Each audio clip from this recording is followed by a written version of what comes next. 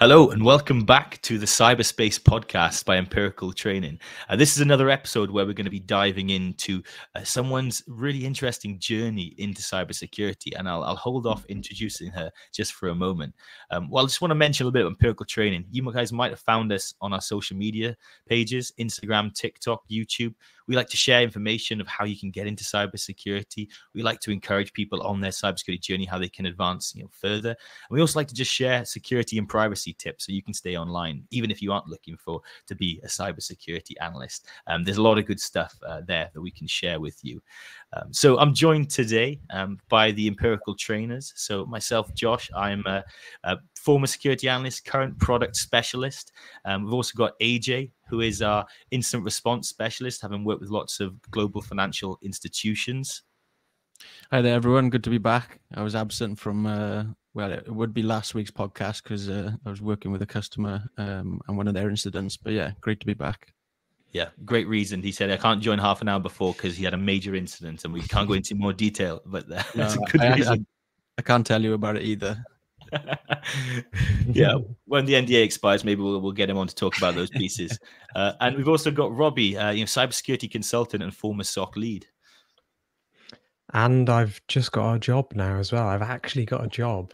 So I was doing some consultancy work, and now the company that I'm working for are actually taking me on a part-time basis, which is pretty good. I can pay my bills now and actually eat nice food.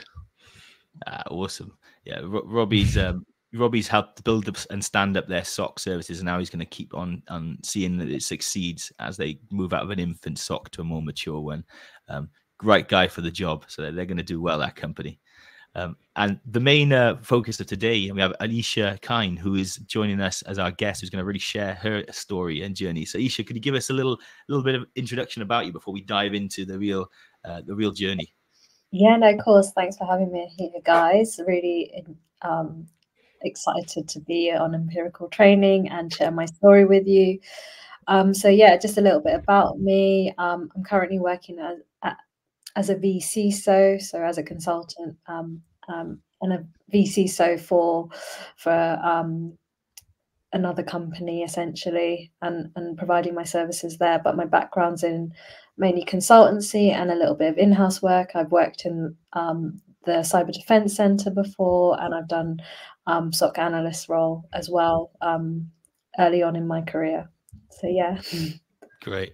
And I think that's where we're going to start, right? You've got all the experience and up to a CISO. Now that's boardroom level cyber. Yeah. But yeah, nearly there. I know you're going to downplay it by saying V, but it's still a CISO, and you'll be doing the same roles. So people who don't know, that's a Chief Information Security Officer. So essentially, Ayesha, I believe you're helping people define their security strategies, right, and what they need to go and do. Yes, exactly. Yeah, just really helping the organization improve their security posture, be the SME and the lead, bringing all those other parts of technology together and solidifying that with security, really. So and being that sort of trusted advisor on the executive board and senior management teams, things like that, where there's a gap and they need to be addressed, basically. Mm-hmm. Yeah, if you don't mind me asking, I know you shouldn't ask a lady their age, but how old are you? I'm 31. Wowzers, getting up to that role at 31. That's amazing. Thank you. Yeah, Robbie likes to give people their flowers. I didn't think he was going to do it so early today, but that's well deserved. It's already happened. Awesome. So yeah, I think you mentioned there that you've had that experience. So you actually haven't been a foot soldier. I think it's where is that where we want to start, or do you want to start before your security analyst? A little bit, yeah, maybe a little bit before. It'd be really good. So yeah, so I actually started my career in technology when I was 17. So that's a long time ago now. It was weird. I was reading the newspaper. We didn't really use Facebook or have Instagram or TikTok or anything like that. I was reading the Croydon Advertiser. It's like a free newspaper, and they had an ad in the back of it saying, we'll give you £100 a week to get IT qualifications, and I was like, yeah. Oh, nice. I was like 17, 100 a week, easy peasy. And so for 6 months I did IT training in like building computers and backing up servers, things like that, like all your network kind of things. And that's where I got a lot of my core CompTIA certification. So that's like a well-known industry like brand for like technology and cyber, and they do other things as well. So from there I kind of got a job in as a service desk analyst, so had some real world experience. But then I actually had the opportunity to go to university and study computer science, which is really odd for me because I had no idea what computer science was. Yeah, I knew like how to build a PC or something like that, but I had no idea about programming or anything like that. Oh, it sounds scary when they wax science on it, doesn't it? Yeah, exactly. And I was like, I was quite nervous about that prospect of doing that, but I had to like grab this opportunity with everything I had, and thankfully it was really a great journey, because it was in my final year. We had a cybersecurity course. I mean, it wasn't named that, it was named social, ethical, legal, IT, something like that. I had that similar module on my business information systems course. Yeah, it's not cybersecurity, but it does kind of lean into that, like the early days of it where it was more computer security, right? Exactly. Yeah, exactly. And from that moment onwards, I was like, I know that's where I want to be. And so with my sort of newly filled like passion and motivation about this area, I applied for a master's, and I did a master's in network and information security. Wow. So trying to get my experience and the sort of the technical knowledge of cybersecurity in my sort of arsenal there, basically. And sorry, no. There's really interesting like kind of progression there. And you mentioned the CompTIA pieces that you did before, and those cybersecurity you found in the newspaper. Was that your first introduction to IT, or had you kind of dabbled at home on your computer and getting rid of viruses that you accidentally installed? I was always maybe quite a little bit more technically savvy than, say, someone else, especially at home and things like that. I wasn't afraid to like do things on my laptop and everything, but I wouldn't say I had like a massive interest, and it was really this kind of spurred it on, but I wasn't like adverse to technology or anything like that. Okay, awesome.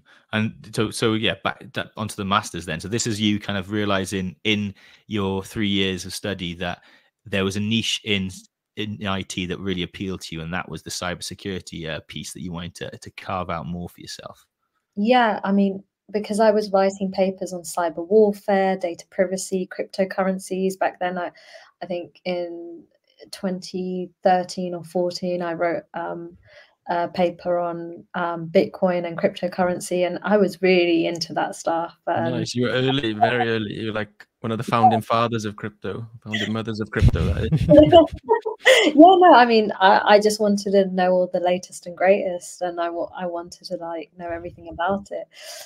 So for me, it was the correct decision to like go down that path and learn more about it. But I mean, so we get onto the kind of like the pitfall area is that even after the masters and my experience in the technology realm and everything,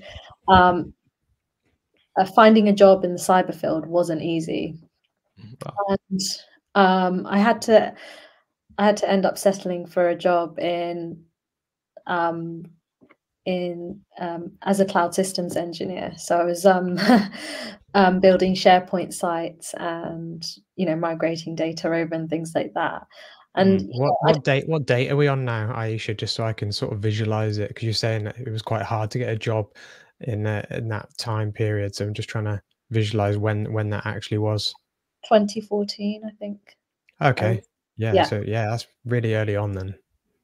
Yeah. So I was, I guess, 21, and you know, I had high hopes. I went to a lot of interviews for cybersecurity analyst roles, things like that, and they'd say like, "Oh, you're really great. You're so enthusiastic and passionate. However, we've hired someone with more experience." Really? Yeah, That's- yeah. No, Yeah. I got good like feedback, but because my experience wasn't there, I didn't get the role. Oh, even with a master's, Wow. that's crazy, because we've talked a bit about how Not real life. It's not real world experience though. So interesting. Good point. We talked a bit about And how you had some CompTIA certifications as well. yeah. the skill gap, because we talked about how the skill gap before on podcast is now maybe more in the middle tier or higher tier security jobs, but it used to be more at the bottom tier. And you would have thought that they were trying to find people who could, you know, who'd shown you have a specific qualification that goes towards it. You have CompTIA pieces as well. What do they want you to do? Build your own SOC at home? Yeah, no, I mean, I definitely don't want to put myself down. I think I was a good candidate, but I just think I got pitted by, people. Like, I think because cybersecurity was still pretty new back then, maybe they did want people with, you know, long-lasting reputations, not just a graduate who they can just like, you know, fill gap this role, and you know, because maybe they wanted to build something back then, but you know, it didn't dampen my passion for cybersecurity. Yes, I had to take a job in a sort of in a sideways sort of area, but my goal was to still reach a cyber role, and so it took a couple of years, but I finally managed to sidestep my way into a cybersecurity analyst role. Nice. Nice. Yeah. And how did you find that the cloud stuff really set you up for that? You know, I know cloud security is a big concern because it's even more alien than cybersecurity was, probably still today, but back then most certainly. Yeah, no, I think all the jobs I had before getting a cyber role has helped and still helps to this day, because if I didn't work as a service desk analyst, or if I didn't work as a cloud consultant, you know, there's certain skills I wouldn't have. So it's made me all-rounder when it comes to cyber, and like I'm able to empathize with other departments, I'm able to empathize with other areas. And you know, I think sometimes if you just do a role, like just take a SOC analyst role and then just do that for like 15 years, then you haven't maybe experienced other things and seen what it's like for the other teams outside. So it can be quite useful. So I wouldn't be like adverse to do that journey again, really. Yeah. And the empathy is something I want to pick up on there, because I think that's it's one of the maybe softer skills that you kind of realize it isn't taught to you on your masters, it isn't taught to you in your certifications, really, that you have to deal with a lot of different stakeholders, and knowing what to do and getting people to do the right thing is miles apart.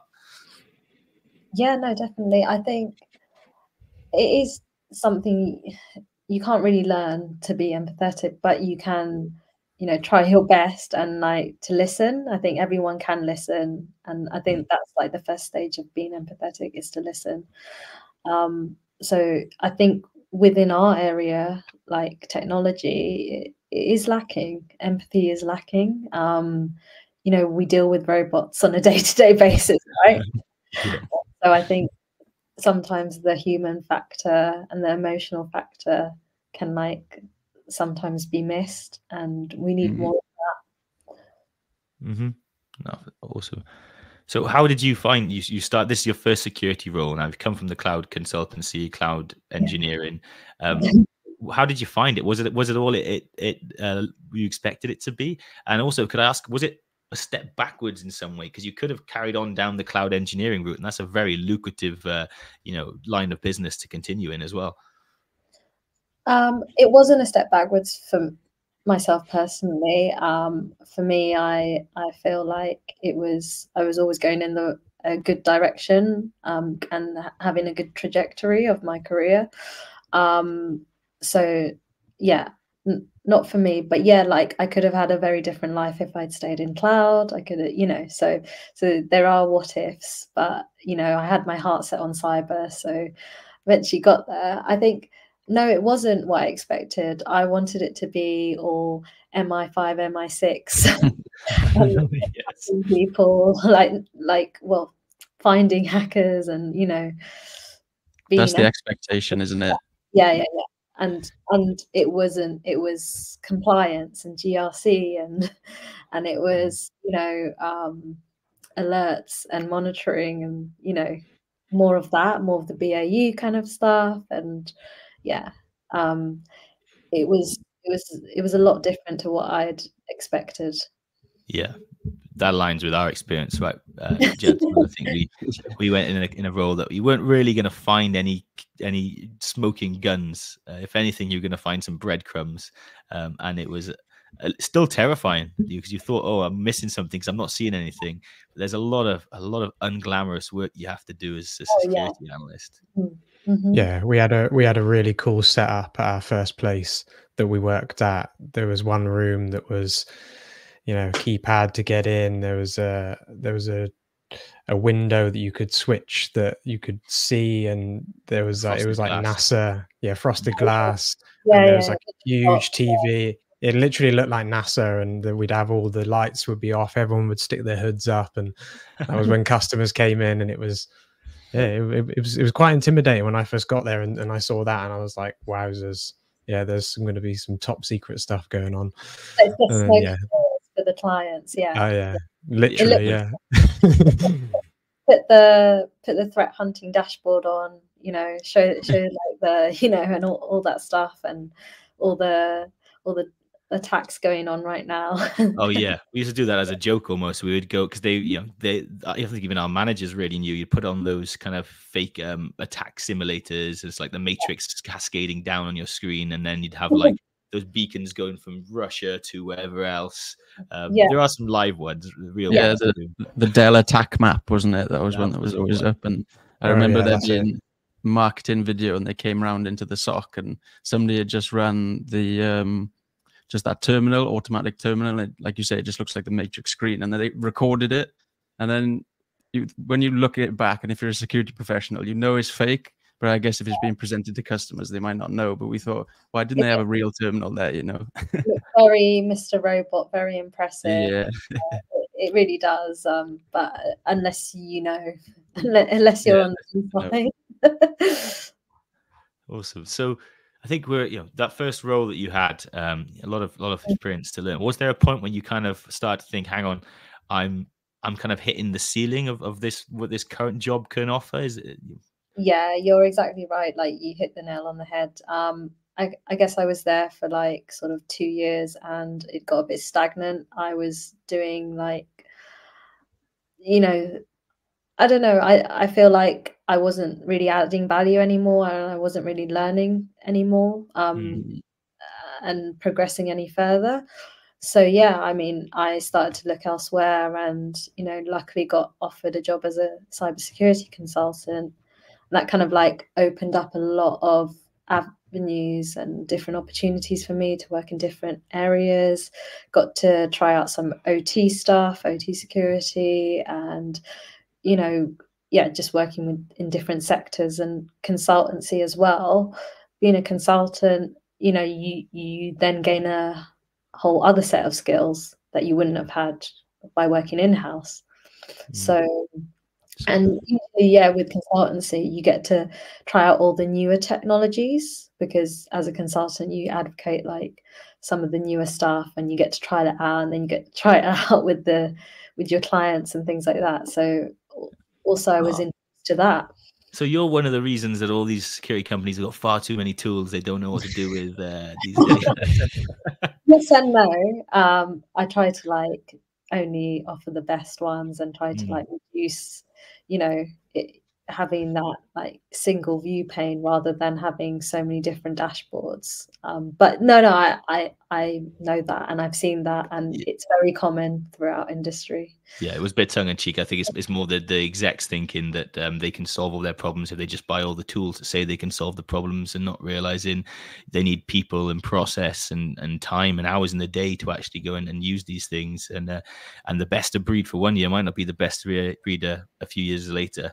I just want to go back for our audience, and you mentioned OT technology. People who don't know, because we've got all sorts of people listening to this, operational technology, which could be fridges. It could also be like SCADA, which is more like machinery equipment, so that the factories that bottle your fizzy drinks, for example, is one. Could you talk a little bit about that? Because I think we really touched on any OT security and how that kind of differs. Yeah, no, sure. So that was completely new to me. I hadn't touched OT before. And so it was a massive learning curve, because, you're dealing with your in-house technology, like, so, with our laptops and everything like that. But then now you're also looking at the sort of like substations or different like PLCs, and you're looking machinery or things like that actually you have to input some instructions, and then it makes the machinery do its job, essentially. And then from a security standpoint, you're looking at what would happen, like, if these systems got breached, and what would be the effect. And so would it be availability? Most likely for OT, usually it's the availability. So they can't make money on them because their factory doesn't work. Yeah. And then so you have to think about all like the different risks. And I guess when a lot of these things were made, and because they're quite prehistoric and things like that, they're kind of riddled with vulnerabilities or like really old software on them and things like that. So it's really like a new whole ball game when you look at OT. I mean, obviously things have probably gotten better now, but it was. It's still difficult to this day, and you have to consider things like business continuity. You have to consider disaster recovery plans when it comes to OT, and different types of solutions that not your sort of out of the box solutions that you use in day-to-day cybersecurity. Yeah. Any attack stories from that time that maybe you can remember? I'm big into my incident response, so those kind of stories, it interest our listeners as well as me. No, of course. So just typical like factories being like shut down. Okay, that's major then. Yeah. So like being attacked and shut down, essentially. And then just having to like figure out like the business continuity and how much revenue you'd lose, and the quickest way to get back up and things like that. And so it could be someone attacking like the heating and ventilation system, and basically making all the servers shut down or something like that. Interesting. Or it could be more on the machinery. So within my like experience, I've worked in crisis management, so these are like scenarios that I've looked at before and actually had to deal with. So very much like from working closely with incident response as well, and then kind of figuring out like from a crisis management point, how do we deal with this on a bigger scale? Yeah, that makes sense. I think that's one of the things to note, especially probably maybe not more so these days, maybe it's just stayed the same, but in terms of kind of nation states, that's kind of on their level is in terms of attacking infrastructure rather than just small businesses. So it's definitely been on the front line there, isn't it? Yeah, no, definitely. So I mean, I think we're getting all types of attacks, like IoT attacks, OT attacks, and it's forever evolving, and especially like with AI becoming more prominent and people not knowing how to use it, it kind of brings a new set of security challenges. Oh, I realized I called fridges, they're IoT, not OT, aren't they? I made that mistake earlier. See, IoT being the fridges and light bulbs and dishwashers that are now connected to the internet, which really aren't an attack target, but they love to take them over and then use them to attack other people. So you don't want to knock on your door from the government saying you've been using, your fridge has been knocking down our websites. Probably won't happen, but that is what they use them for. Yeah, I mean, a lot of these devices have Bluetooth and things like that as well, and so there's all sorts of data that can still be extracted, or there's all different kinds of things that can be done. The possibilities are kind of endless, really.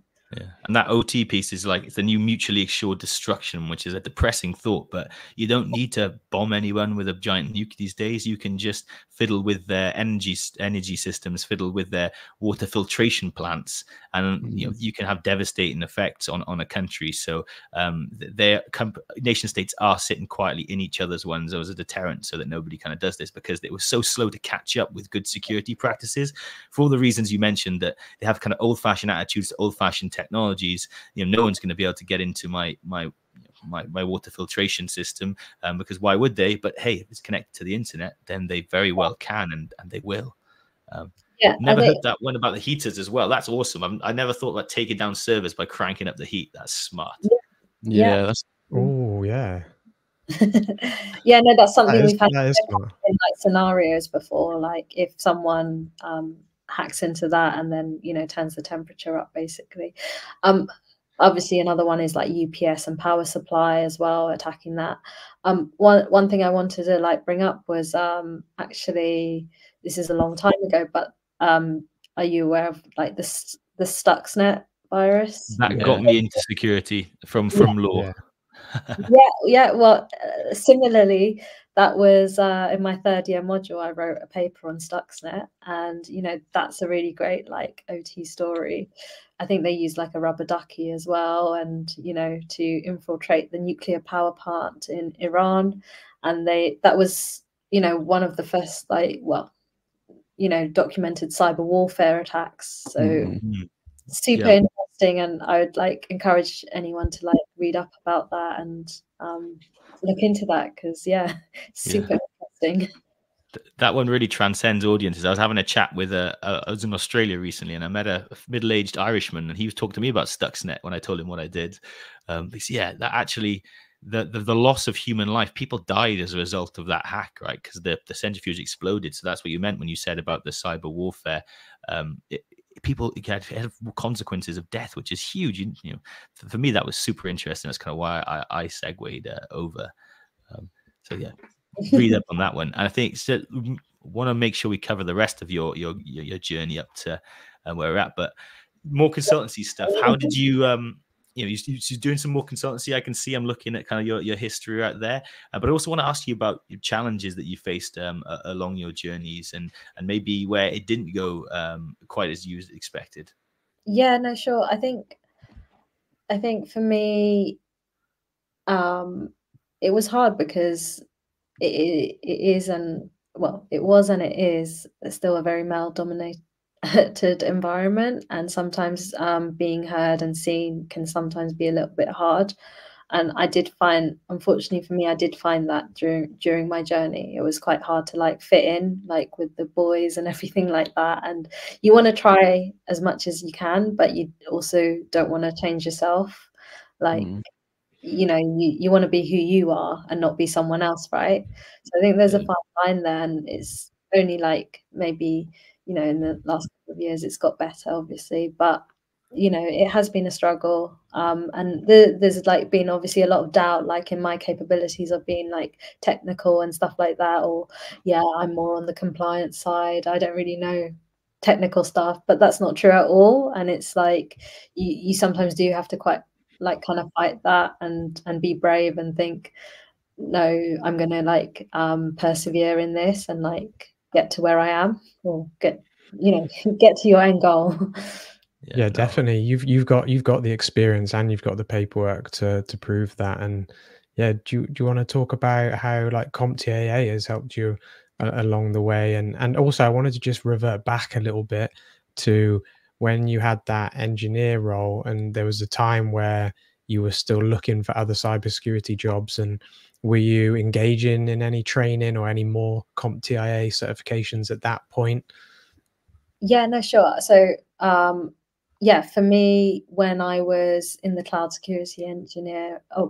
engineer role, for me, it was keeping up to date with the latest cybersecurity threats and news, and I was going to lots of meetups, and introducing myself and networking with people. I'm going to like lectures on cybersecurity and conferences as much as possible because it's where I wanted to be. And then, yeah, also I knew that to get myself into a better position for a cybersecurity role, if I continued with the studying and the CompTIAs like Security Plus and cybersecurity analyst, things like that, I would be able, to have a better standing when I went for interviews and say, like, I've continued to do this. I'm really passionate. You can see here with all this training and all these certifications I've done, like, I definitely know what I'm talking about. And so, like, to give me a chance, basically. So I try to give myself the best possible avenue into security. Yeah. Did your confidence increase every single time you attained one of those certifications? Because certainly for me, when I passed my SANS certification, it gave me the biggest level of self-confidence. We talk about this a lot on the pod. Everyone's got the standard imposter syndrome, thinking that they shouldn't be in the position that they're in. So yeah, how's your experience with that? Oh yeah, it's always great to like complete a course and like get a certification and exam and everything done, but I wouldn't say it's like the be all and end all, because I know like some people are probably like a bit like worried about exams and things. I think you need to do what's best for you. If it's like learning in a more like e-module type of way, that's completely fine also, and like reading or I think everyone's different, and just because the majority of people take exams and get certifications, it doesn't mean that's the way you need to learn if that's not for you. That's all I would say really in that, because I don't, there's still people out there without masters or degrees or without all these certifications who've done really well and have a lot of experience. Yeah, I often mention that I've studied for far more certs than I ever took the exams for. And that could be a good way, because I don't like doing exams. I don't like that final bit of kind of doing the prep stuff. But no, exactly. Yeah. And if you could do some like home labs or something, I mean, that's another way. If that suits you, that's the way to demonstrate it. 100%. But did you feel that you had to be, with the challenges you faced, that you had to be more qualified than maybe maybe the male counterparts who are going for similar roles, in order to kind of make sure you were taken seriously as you should have been?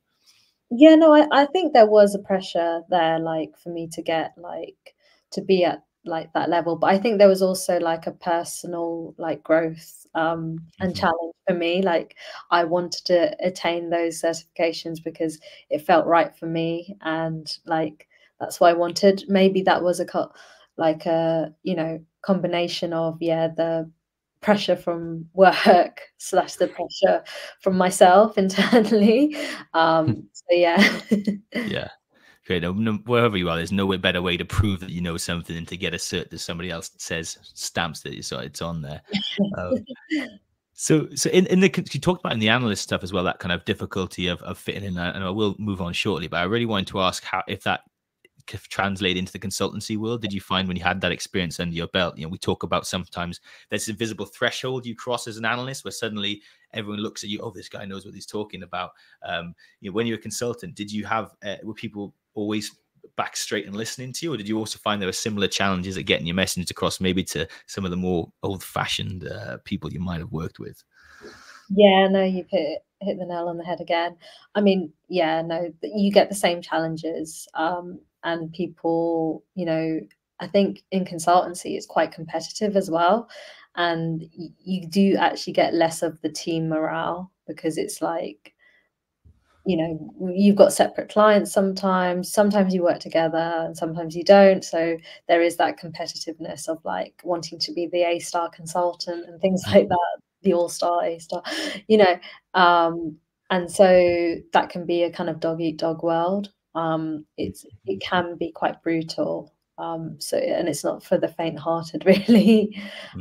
And also like when you get all these new clients as well, they can be really difficult. It's not internal anymore. You're not internally like secure, and you've got in-house like HR to look after your, you know, other departments as well to sort of, you know, stop the heat. When you're doing client work, it's, you have to do it, you know, exceptionally well and give them more. So, you know, so there's those challenges as well. So yeah, I think it is a different like game consultancy, but there are similarities like in the challenges of like how speaking up and things like that. Yeah, there's a lot of chance. I mean, we've all worked with difficult clients, I think, and that was really resonated with me what you said about how you have to kind of do more for them than if you were an internal employee.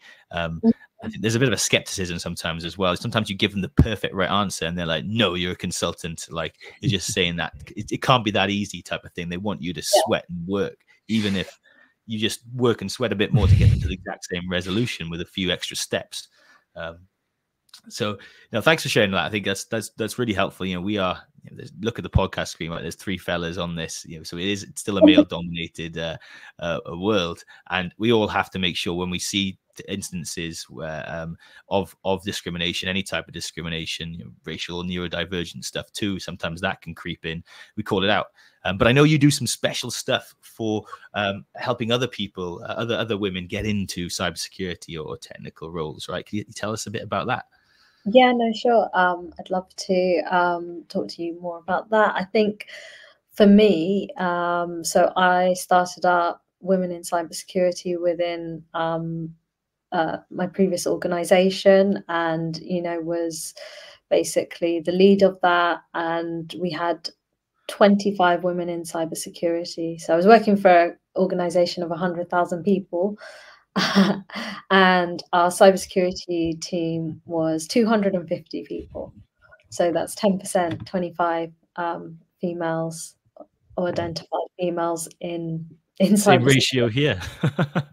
So it was really good to like get some face time in front of the rest of the organization, try and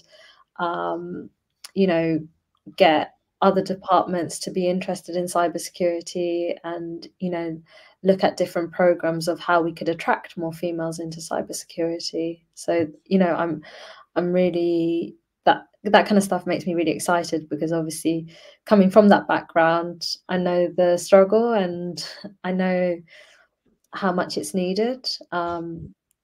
Also, like things like mentoring, my door's always open for that and things like that. So I like to speak on podcasts or at conferences about my journey, and then also how I want to help people in this area.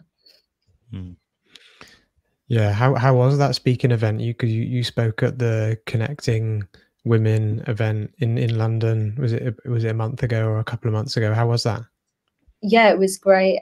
There was loads of females there, and not all in cybersecurity, but very interested afterwards to get into it and to speak more about the elephant in the room, really, that that there's not enough females here, and we need to actually do something. We keep on talking about it, but we're not doing anything about it. So it's a breath of fresh air, I think, like just to know that I think people like these other females, they had a community and a group, and they didn't feel alone, because I think in their in their jobs, they might be the only single female in cyber, and it can be quite lonely. So to know that there's a community and people are talking about this and not just putting it to one side saying like deal with it, it's really nice to hear.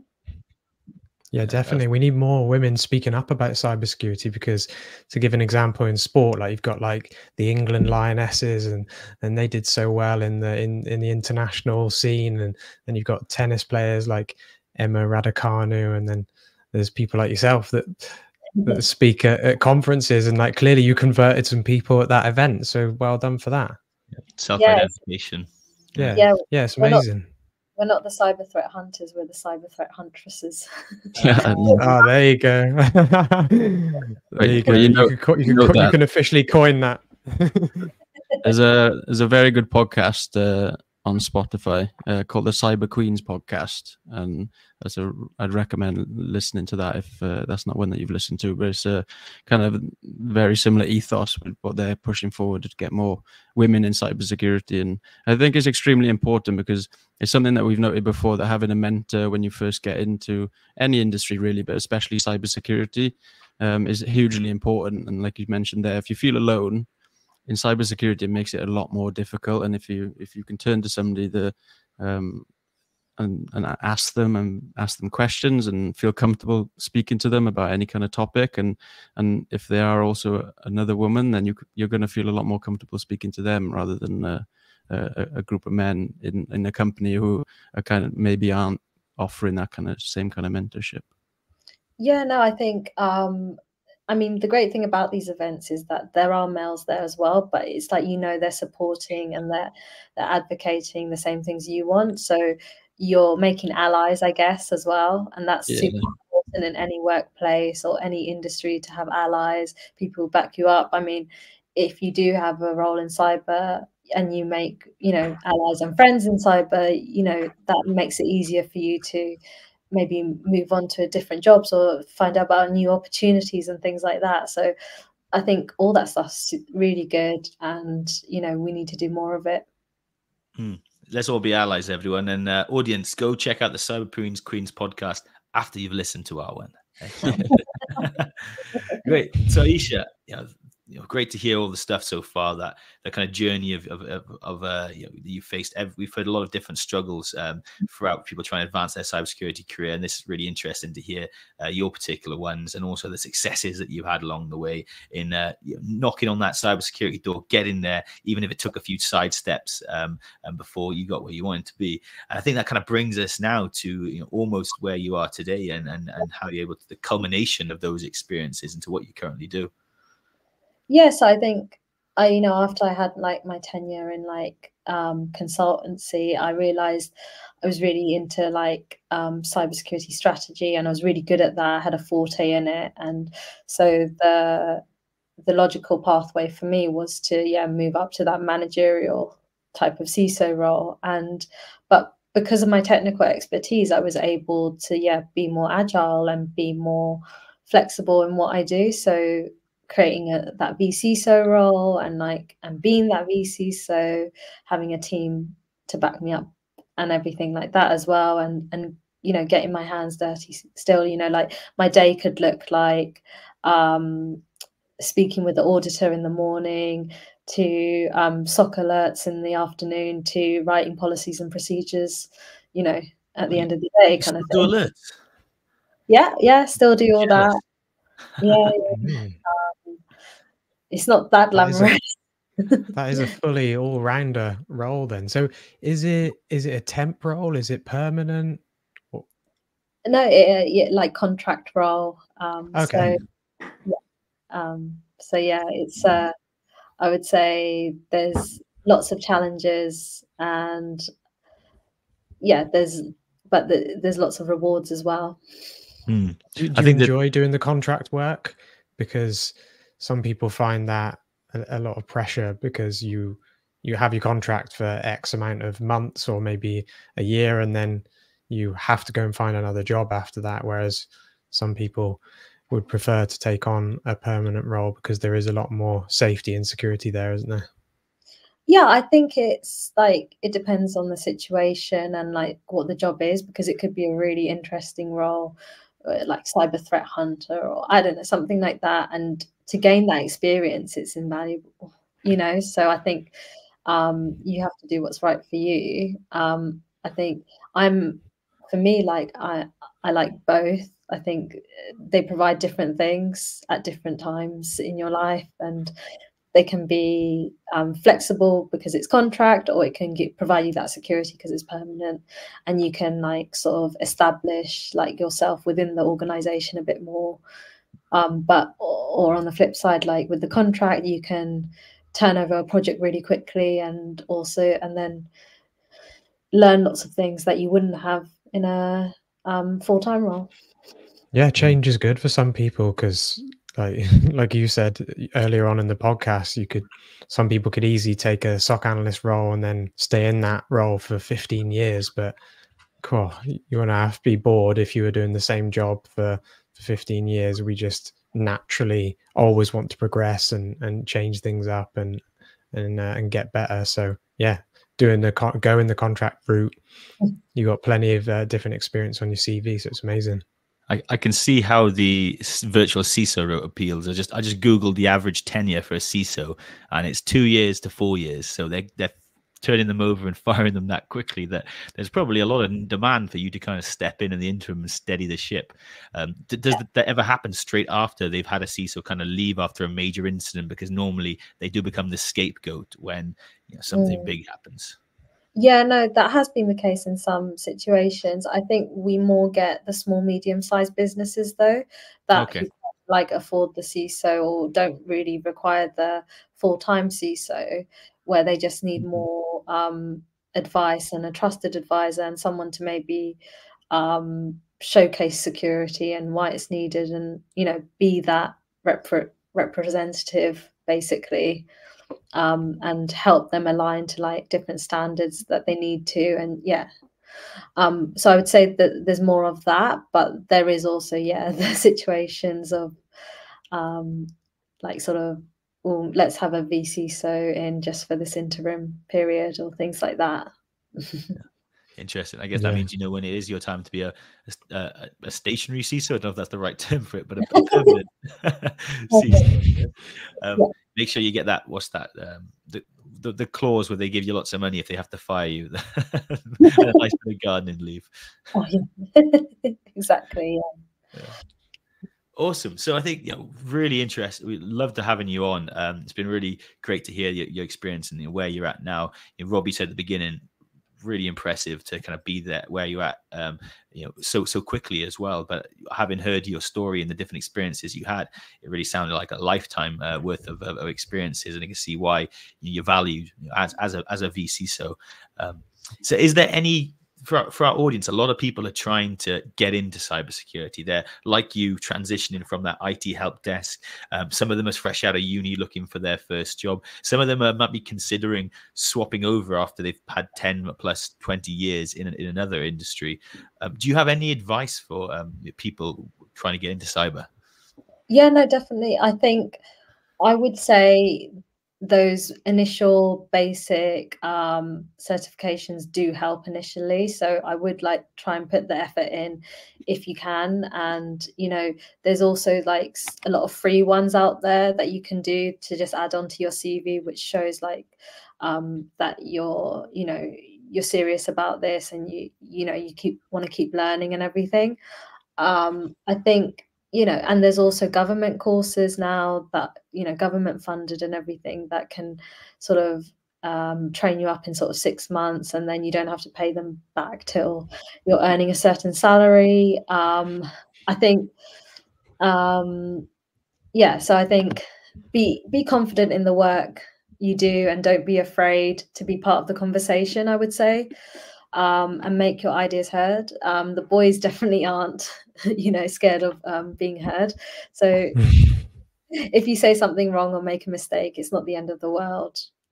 So you've likely just learned something from it. So take it all as a positive. I'd say and just, keep on going.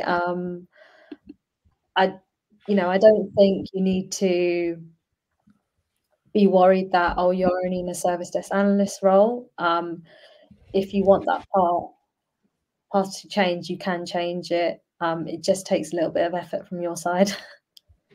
Yeah. How useful has LinkedIn been for you for connecting yourself to different roles and different people? Well, got it's a great connected me to profile. you guys. Yeah, it's connected me to you guys. So yeah, Definitely. I think LinkedIn is a funny one. Like I kind of have a love-hate relationship. I don't massively. I don't. Social media, things like that. It's not really my cup of tea, and it is more of a social media site than a professional working site now. However, it does like open doors, but LinkedIn's not the only door that you can use. Like I've used like X or Twitter back then, and I've met some really cool people, and like just like DMing those people just to have a conversation, or using social sites like Meetup, or looking at Eventbrite to see like what conferences are on and things like that. So I would use other things like that, not just LinkedIn. But of course, yeah, definitely for the recruiters and things like that, it's great to like keep your LinkedIn page updated constantly. Yeah, I've never heard of Meetup. That sounds pretty cool. Your bio on LinkedIn is amazing, by the way. It's literally awesome. I was having a read earlier, and yeah, it's like a proper superwoman bio. Yeah, it's really cool. You said your DMs are open on LinkedIn. We do have some women in the Discord, and I could bet my bottom dollar that they're going to be chucking you a cheeky message. So yeah, watch out for that. No problem at all. Like I said, my doors are open, and so it'd be great to like connect with anyone really. Like I'm happy to speak with anyone. Yeah, and I think that goes towards your consistency as well of getting into the industry. And I think that's something that's definitely heavily noted, is even once you get that first rejection, imagine you didn't carry on continuing towards the industry after you got that first rejection for a cybersecurity analyst role. You continued at it. And I think even just the knowledge of going onto Twitter and DMing people that way, that's not something that I've thought about. So there's many paths to, it's just staying consistent, isn't it? Yeah, no, I think just it's like going and knocking on people's doors, I guess, like back like we have like we're digitally knocking on people's doors, but you just have to keep trying. Or the worst they can say is no at the end of the day. Like, and if they say no, that's maybe their loss anyway. They exactly. get someone great. So and people have different reasons, maybe they just have too much going on, but there's always another person willing to help, and you will find the right person, or you'll find the right group of people and the right community, and and so I think there is always opportunity. Know where to look for it and find it. Yeah, well, that you've gone from the Croydon Gazette or whatever it was, the newspaper, all the way up to the digital, knocking on digital doors. One of the things we like to do at the end of these is kind of throw it out there for anyone who thought there was a real sentence or something that summarizes what we've been discussed. And for me, there's two that stick out. And one of them was you said about not being afraid to fail and keep failing, and it's a cheesy line, but it's that fail forward type of mantra. And the other one for me was speak up. You said you need to be able to speak up, and as a boy, I want everyone to know we're scared of failing too. We're just maybe not quite. We're a bit louder and trying to mask it, of being wrong rather than failing. So yeah, any other submissions for the summary quote of this podcast? Oh, so if I could go back to my first days in the industry, like maybe something I'd tell myself is like not to worry too much. The person next to me might know more than me or be more technically savvy, but you don't need to compare yourself to anyone else. Concentrate on yourself, try your best, and keep working hard. Eventually good things will come. Love that. No, thank you very much, Ayesha. This has been eye-opening. Thank you so much. Great to meet you. Great to hear your story. Thank you for sharing it with everybody. I know this is going to be helpful to a lot of people listening. And yeah, wishing you all the best in the future. Maybe we'll connect again. No, definitely. Thank you. It's been a pleasure being on here and loving the great work you're doing. And if there is Thank ever you. Thank you. anything that we can help with in getting more women into cybersecurity, if there's any events that you'd like us to come to or like us to promote, then we'd be more than happy to do that. Awesome. That sounds brilliant.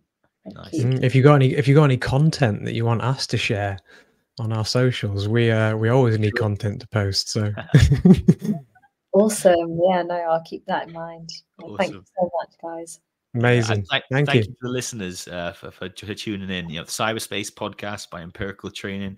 You know where to find us, and give us feedback. Let us know what you thought of today. Any questions you have for Ayesha, her door is open if you want to bypass us and go direct. And also let us know what you want to hear us talk about in the future, because we built this podcast to try and share what we know and what our friends and colleagues know, so help you guys. So thanks. Thank you. Yeah, thanks everyone. Cheers, everyone.